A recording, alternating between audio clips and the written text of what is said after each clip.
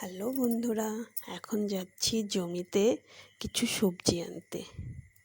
এই যে দেখো, এত গরম পড়েছে, তোমরা দেখেই বুঝতে পারছো।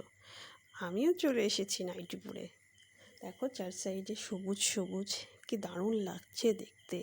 সবাই মিলে গিয়েছি সবজি তুলতে। সবজি তুলছে দেখো, পটল। এগুলো কি বলো তো? পটল। তো আমাদের সবজি তোলা মোটামুটি শেষ। এখন যাব বাড়িতে। আরও কিছু ব্যাগ গোছানো বাকি আছে। কিছুদিন যদি বাবার বাড়ি থাকি না, মন চায় না যে শ্বশুর বাড়িতে যাই, কিন্তু বাট যেতে তো হবেই। তো আমাদের গোছানো শেষ, এখনই বেরোবো। বলছে তাড়াতাড়ি বেরো, রাস্তায় বৃষ্টি হতে পারে। তখন তো বৃষ্টি ছিল না, আকাশটা মোটামুটি ভালোই ছিল।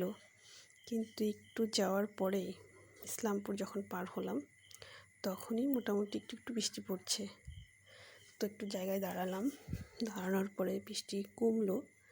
আবার যাচ্ছি, আবার বৃষ্টি শুরু।